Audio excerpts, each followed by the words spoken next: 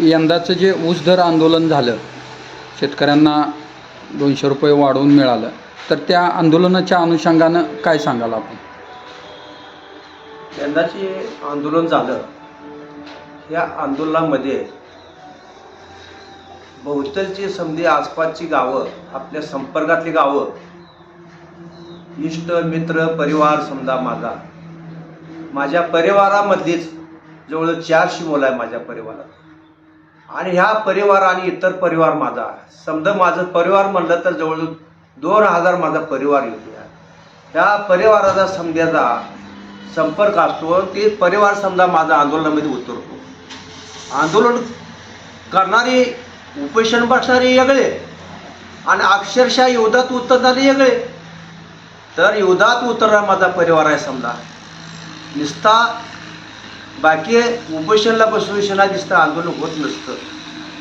त्याला मागं संपूर्ण रेटा लागतो, पाठिंबा लागतो. एवढे मोठे राजीव शेट्टीसुद्धा आंदोलन करते ते.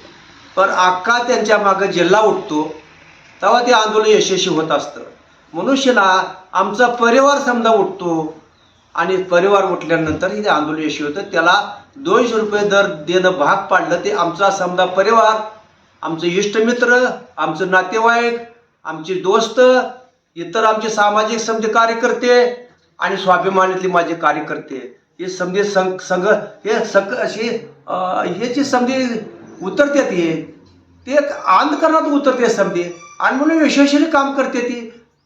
आणि त्या गोष्टीची घडते ती समजा परिवार माझा समजा माझी समधी लोक माझी समधी अंधकरणात त्या ठिकाणी काम करते. शेतकऱ्याचं चांगलं व्हावं, शेतकऱ्याला सुखाचा दिवस यावं, शेतकरी समाधानाने नांदावा, शेतकऱ्याला 4 पैसे भेटावतं, शेतकऱ्याचा प्रपंच चांगल्या पद्धतीने चालावा. आणि आम्ही आज जवळ 25 वर्ष झालं आम्ही आंदोलनात काम करतो. अजूनही आम्ही कुठला पक्ष बदलला आहे? किती तर आंदोलनात पक्ष बदलून आमची गेली लोक, पण आम्ही स्वाभिमानी म्हणून आमचा काम आम्ही करतोय. आणि आम्ही स्वाभिमानी राजू संदर्भात आम्ही काम करतो. राजू शेट्टीचे जे आंदोलन यशस्वी होते ती इतर कोणाचेही आंदोलन यशस्वी होत नाही. ती आतापर्यंत आमचा अनुभव आहे, 20 वर्षाचा अनुभव आहे. प्रत्येक ऊस प्रसिद्ध आम्ही जात असतो जर्शीपूरला, तर त्या माध्यमातून त्या ठिकाणी आज ते जिल्हा 3600 ते 3800 रुपये दर घेतात. आज आपला जिल्हा कुठं तर 3000 येऊन पोचला. हे आंदोलन करतोय मशीना. नाहीतर पूर्वी तुम्हाला 500 रुपयाच्या वर कोण देत नव्हती. आणि जुन्या काळात एफआरपी 12% लागायची. तर आता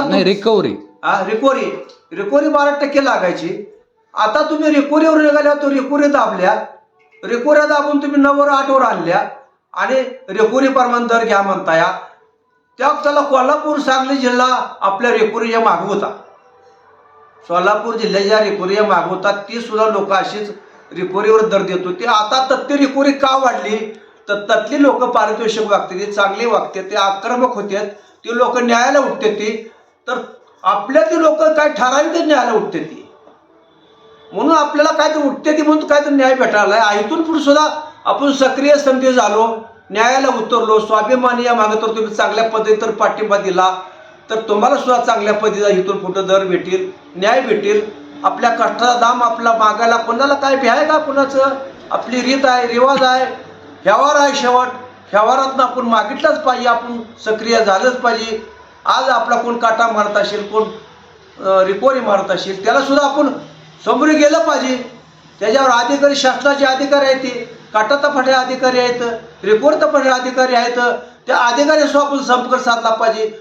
ते लोक कारखानदाराला मॅनेज होते. ती का होते? ते आपलंच पैसे आपलंच काटा हाणते, आपल्याच रिकव्हरी हाणते ते आणि त्यांच्या भरत्या करते काटा मारून त्यांचे अधिकाऱ्याचे. ते अधिकारी येऊ बी देत नाही, तर कारवाई बी करू देत नाही. त्या अधिकाऱ्याने त्या कारखान्यावर कारवाई केली पाहिजे नियमानं म्हणलं तर. रिकव्हरी तपासणारा अधिकारी असो, काटा तपासणारा अधिकारी असो, त्या अधिकारी येऊन त्याच्यावर कारवाई करणे. ते अधिकारी संघटनेच्या मार्फत आले पाहिजे आणि संघटनेला पाठिंबा त्या अधिकारी दिले. पण ते पैसे देऊन शिना त्यांची लाच लुटपात घेऊन ते त्यांच्याच मागे पळते. ही पद्धत स्वाभिमानीमध्ये बंद होणार आहे, पण होईल काय दिवसानं. बरं, स्वाभिमानी त्या पद्धतीने आक्रमक झालं पाहिजे. स्वाभिमानी विचार केला पाहिजे. स्वाभिमानी या मागे तुम्ही आलं पाहिजे. स्वाभिमानीला मानलं पाहिजे तुम्ही. स्वाभिमानीला काय स्वाभिमानी तुम्हाला कळलं पाहिजे. आम्ही कोणाच्या 5 पैसे आम्ही देत नाही, 5 पैसे कोणाचं घेत नाही, 5 पैसे कोणाचं मागत नाही, कोणाला हात पसरत नाही. आम्ही आमच्या स्वकष्टानं, आमच्या स्वबळानं, आमच्या यंत्रणा आमचं काय असेल त्याप्रमाणे आम्ही आमच्या बळावर राबतो. कुणाचा आम्ही काटा मारून 4 पैसे कमवले नाहीत. कुणी तर आमचे आक्षेप घेतलं, कुणी काय घेतलं, कारखानदाराच्या मागं पळतेत, कुणा कशा मागं पळतेत, कोण स्वाभिमानी कारखानदाराच्या मागं आम्ही का पळतो. आज मोडलेला तोडलेला पाक आजारी पडलेला कारखाना त्या माणसाने चालू केला. त्या माणसाने काय आपल्या प्रपंचात सुद्धा बघितलं नाही. आम्ही त्यांचं बघितलं. स्वतःच्या इष्टटीवर कर्ज काढून शिना, स्वतःच्या इष्टटी घाण ठेवशिना. एक विठ्ठल कारखाना, चांगला परिवार कारखाना चालू व्हावा एक आमचं माध्यमात आम्ही संघटनेने त्यांना पाठिंबा दिला. आणि ते अभित पाटलांनी चांगल्या पद्धतीनं कारखाना पहिल्यांदा सांगूर तालुक्याचा चालवला. नंतर विठ्ठल सारखे त्यांनी हाताखाली घेतला. विठ्ठल सारखे पाक बंद पडलेला कारखाना पाक समजा देशी दोड लागला कारखाना लागला ती चालू त्याला. आज ते कारखाना चालू झाल्यामुळं पंढरपुरात बाजारपेठा वाढल्या, रोजगार त्याला भेटायला लागला. व्यापारी समधी कुशीत चालायले ते, 4 पैसे लोकांना भेटायला लागले ते. नाहीतर ही संपूर्ण बाजारपेठ टेंभुरी मोडलिमला गेलती. ही कारखाना सुरू झाल्यापासून पंढरपुरात बाजारपेठेत सुद्धा व्यवहार वाढलेला आहे. आज किती तर कोटीचा फायदा व्यापाऱ्यांनी, घराकाला, समद्याला, दुकानदारांनी आणि बाहेर जाण्यापेक्षा आपल्यातच आपल्या सुविधा आपल्या शहरमध्येच व्हायला लागले. ते शेतकऱ्यांना सुद्धा लांब जावं लागत नाही. आणि शेतकरी सुद्धा विचार केला पाहिजे की वा या परिवारामुळं आणि स्वाभिमानीमुळं काय आपल्याला भेटतंय काय नाही याचा विचार करून उद्या आम्ही जिल्हा परिषदेला आमची सुनबा उभ्या केलेली आहे. ही योजना तुमच्या पतूर आज गावाने गेले फिराय तर गुडघे तर खड्डा येतं, त्या खड्ड्यामधून जाता येत नाहीत. आज जिल्हा परिषद योजना कितीतरी योजना आहेत, त्या शासकीय योजना आहेत, त्या रस्त्याच्या योजना आहेत, त्या पान रस्त्या योजना आहेत, त्या गटारच्या योजना आहेत, त्या दलित वस्ती योजना आहेत, त्या ते योजना म्हणून आणण्याकरता आज आमच्या माध्यमातून जवळजवळ आमचं स्वतःचं आम्ही आमच्या कष्टातून उभा केलेलं आमचं पुलावणं आहेत, डांबरी रोड आहेत, खडी किशोर आहेत, रोड आहेत आमच्या पैसे. जरी ती योजना आम्ही आणल्यावरून आणि आम्ही जरी कामं घेऊन ती केली तर आम्ही 4 पैसे कमवण्याकरता किंवा त्यातनं आमच्या कष्टाचं असेल ते आम्ही घेऊ, पण एक चांगल्या पद्धतीचं आम्ही काम करू आणि रस्तं जागोजाग खेड्यापाडी रस्तं चांगलं करू एक आमचं स्वप्न आहे. त्या स्वप्नामधनं आम्ही तुम्हाला सांगतो की आम्ही खेड्यापाड्यात जाणं, आम्ही आता खेड्याचा रस्ता केला आहे. आम्ही आमच्याकडे डांबरी प्लॉट असताना आता आम्ही रस्ता केलाय खेड्याचा. बघा तुम्ही बाजीरावची खेड्याचा ही रस्ता झालेला आहे. अजूनच त्या रस्त्याला तुकडा मी स्वतः तो उभा राहून, मी सभापती नात्यानं, मी माझी उपसभापती होतो तरी सुद्धा मी सभापती पदावर नव्हतो, तरी सुद्धा मी माझं स्वतःचं काम असताना मी सांगितलं की बाबांनो आपण हे रस्ता आपल्याला काय 4 पैसे न राहू द्या, कष्टात तेवढं भेटलं तर बाद झालं. पण हे पाहुण्या रावळ्याचं गाव आहे, समधी या रस्त्याला जाते 10 खेडे जाते, त्या ह्या रस्त्याचं नाव ठेवून घेऊ नका.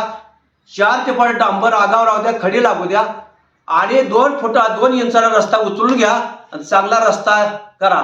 आज बघा परिस्थिती रस्त्याची काय आहे. बाजूला प्रश्न गादीगावपासून रस्ता झालेला बघा आणि खेड्यापासून विहिरीपासून खेड्यापासून रस्ता झाला, अजूनच त्या रस्त्याचा तुकडा निघत नाही. एक आम्ही प्रामाणिकपणानं आमच्या पोटतिडकीनं आम्ही लोकांची चांगल्या पद्धतीने सेवा करत असतो आणि अशीच पुढं आमची सेवा घडावा. आणि असंच आमच्या वडीलधाऱ्यापासून आमचं वडीलधारे आमचं मालकरी होतं. आमचा परिवार आम्ही इथं राहायला आलो. आम्हाला या शहरात गुंठा जमीन नव्हती. वाकडी शहरात मला कळत असताना मी सभापती या नात्यानं बोलतो, मला या शहरात गुंठा जमीन नव्हती. एक आमचं समजायचे पुण्य मनुष्य ना ह्या शहरात आमची 200 एकर जमीन आमच्या कष्टातून आम्ही उभा केली आहे जुन्या काळामध्ये. आज आमचा परिवार सुखा समाधानानं 4 भाकरी सुखानं आनंदानं खातोया. हेच आम्हाला आमचा मोठेपणा आहे. आम्हाला कोणाचं लोबाडायचं नाही आणि आम्हाला कोणाचं मोठ धनसंपत्ती घेऊन किंवा आम्ही कारखानदार नाही काटा आणून रिकवरी आणून मोठं व्हायला. आम्ही आमच्या कष्टात आम्ही मोठं होतोय. आम्हाला एवढंच फक्त आम्हाला वरदान पाहिजे, देवानं लोकांची सेवा करायची संधी चांगली द्यावा, लोकांनी आम्हाला एक चांगलं आमचं गुणगान गावावं, तशीच आमची इच्छा आहे. एवढं बोल मला 2 शब्द